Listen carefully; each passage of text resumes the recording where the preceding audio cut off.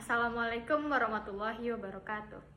Perkenalkan, saya Putri Nabila dengan NIM 23111008 dari kelas 3G Wawasan Keislaman.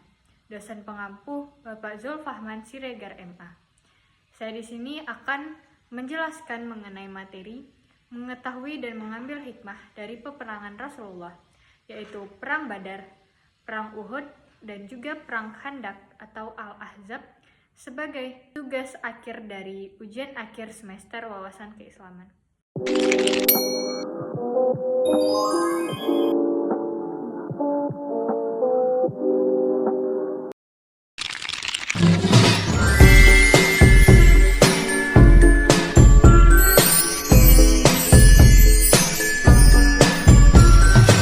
Assalamualaikum warahmatullahi wabarakatuh. Waalaikumsalam warahmatullahi wabarakatuh. Baik, adik-adik semuanya, perkenalkan nama kakak Kak Putri. Jadi boleh perkenalan dari sini dulu, siapa namanya? Perkenalkan, nama saya Aisyah Ratu Inara, bisa dipanggil Aisyah. Oke, Aisyah. Ini Perkenalkan, nama saya Nada Karamilda, bisa dipanggil Nada. Perkenalkan, nama saya Nagita Adelina, bisa dipanggil Nagita. Nita. Perkenalkan, nama saya Ibrahim Mufid, bisa dipanggil Mufid. Siapa? Mufid. Oke.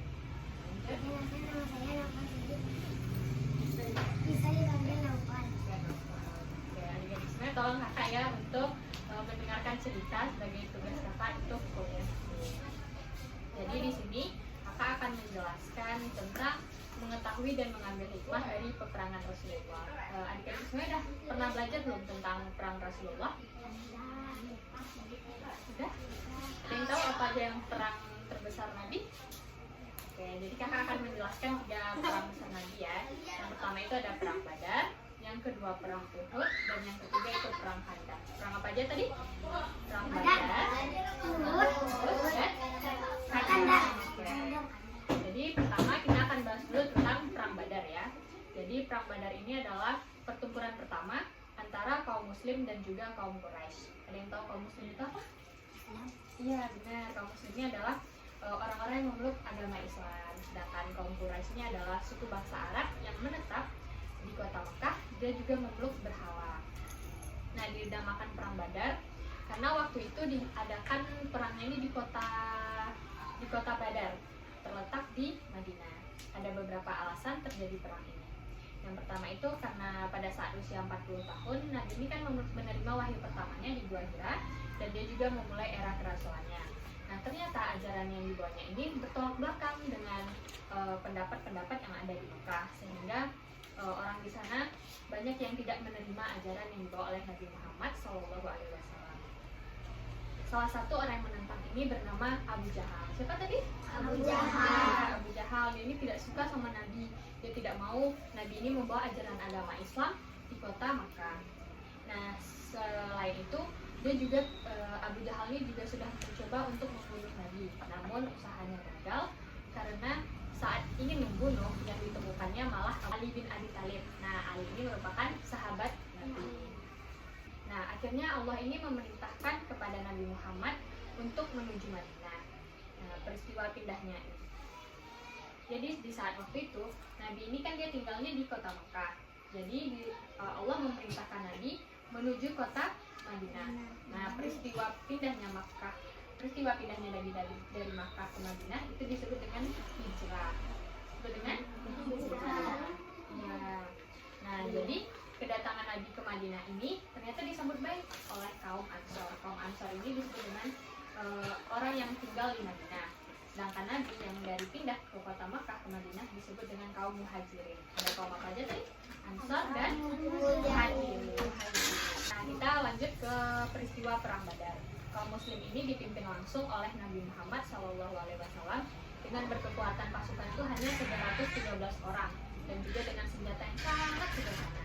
Sedangkan kaum Quraisy ini dipimpin oleh Abu Jahal berkekuatan dengan 1000 orang dan juga dengan senjata yang sangat lengkap. Jadi mana nih yang lebih besar, 313 orang dibanding sama 1000? 1000. Nah, tapi di dalam perang Badar ini Nabi telah menyusun strategi dalam peperangannya. Sehingga pada 17 Ramadan tahun kedua Hijriah, kaum muslimin dengan kekuatan yang tidak memadai harus berhadapan dengan kaum Quraisy yang unggul dari segi jumlah orang dan juga dari segi jumlah senjatanya. Nah, pada perang itu Nabi telah menyusun strategi dalam peperangan. Dia membagi tiganya, ada bagian kiri, bagian tengah, dan bagian kanan. Sehingga dalam perang ini mereka terkoordinasi secara jelas. Sedangkan kaum Quraisy tadi, mereka tidak ada arahannya, jadi mereka hanya perang tanpa ada kejelasan.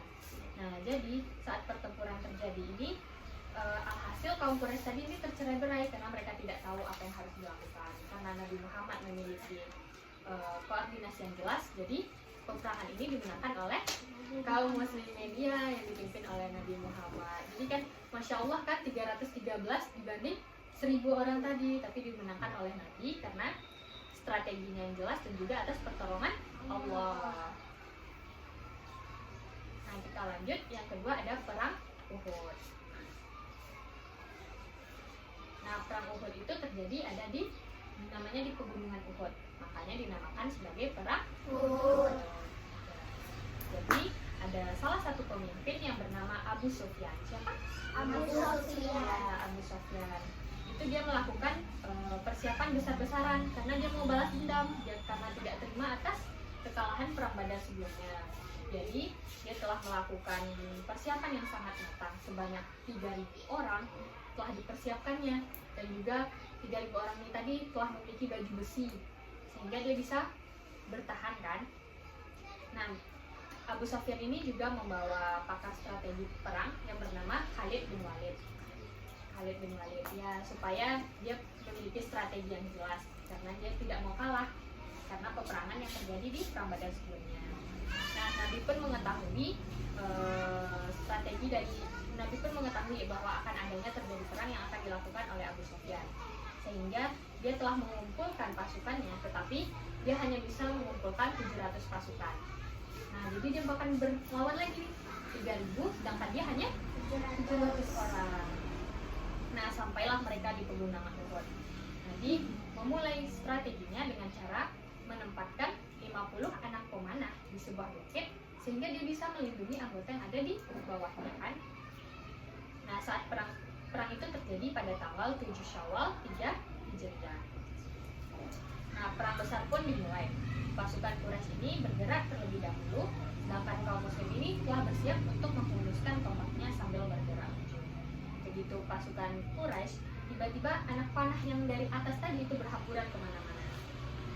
Nah, ini pasukan pemanahnya dia telah ada di pegunungan bukit tadi kan, pegunungan Uhud. Nah, jadi dia melindungi pasukan yang di bawahnya sehingga nih pasukan Quraisy banyak yang mati karena kena anak panahnya ya. Nah, jadi mau tidak mau pasukan Quraisy tadi memilih untuk mundur dan menyusun ulang strateginya karena banyak yang tewas kan. Nah, ternyata di saat pasukan Quraisy mundur tadi, mereka melihat nih, pasukan pemanahnya melihat ada banyak harta yang ditinggalkan oleh pasukan yang mati ini. Mereka turunlah ke bawah. Padahal Nabi telah berpesan bahwa 50 anak pemanah ini dia tidak boleh kemana-mana.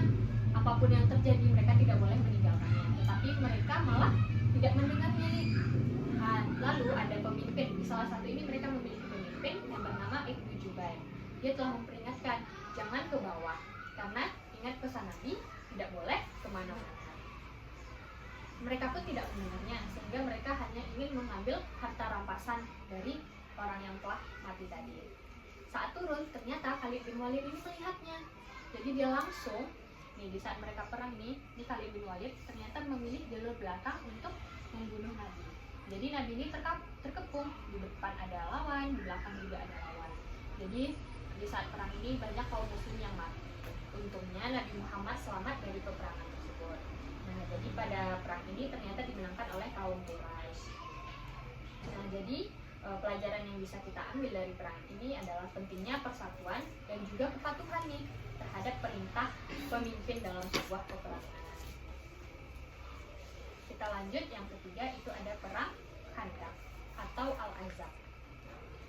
Dinamakan perang Khandaq itu karena disebut sebagai parit yang telah digali oleh umat Islam. Nah, ini dia. dinamakan karena perang Khandak ini adalah karena adanya parit yang telah digali oleh para umat muslimin. Perang Khandak ini diawali ketika Yahudi Bani Nadir mengkhianati perjanjian dari Nabi Muhammad. Bani Nadir yang tinggal di Madinah ternyata melanggar kesepakatan yang telah disetujui dalam piagam Madinah. Ia melakukan upaya pembunuhan Nabi dan ternyata gagal karena telah diketahui oleh perantara malaikat Jibril. Nabi pun kemudian mengusir Bani Nadir dari Madinah.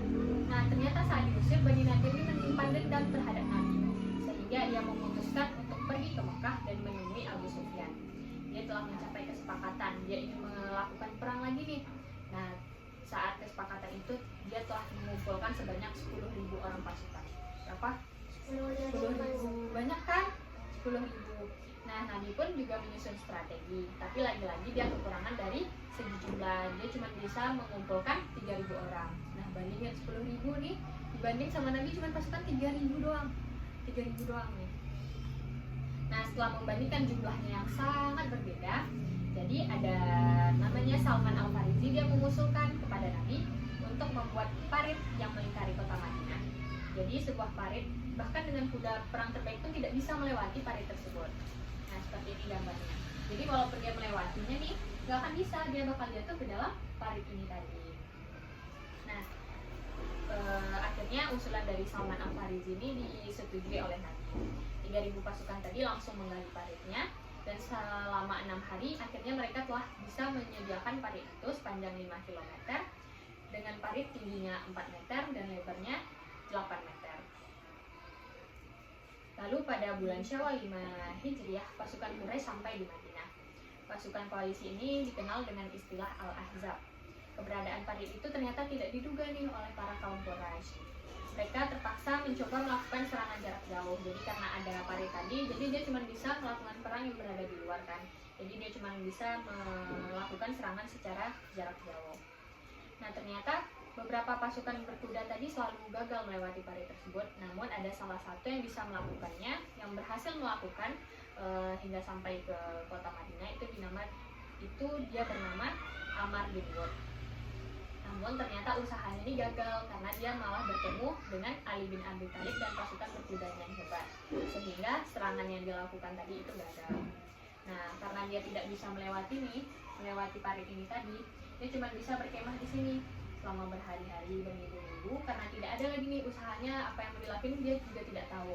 Dan karena di saat itu kondisinya adalah musim dingin, banyak yang sakit, jadi mereka memilih untuk mundur. Jadi peperangan ini telah digunakan oleh kaum muslim. Nah, jadi pelajaran atau hikmah yang bisa kita ambil dari peperangan ini adalah yang pertama itu pentingnya iman, pentingnya keberanian dan juga persatuan. Lalu pentingnya adanya perencanaan yang strategis dan juga ketaatan kepada pemimpin. Jadi kalau pemimpin ini memberikan usulan kepada kita, kita harus mendengarkannya. Dan juga pentingnya untuk tidak berputus asa. Oke, sekian yang bisa kakak sampaikan. Terima kasih kepada adik-adik yang sudah mendengarkan ya. Assalamualaikum warahmatullahi wabarakatuh.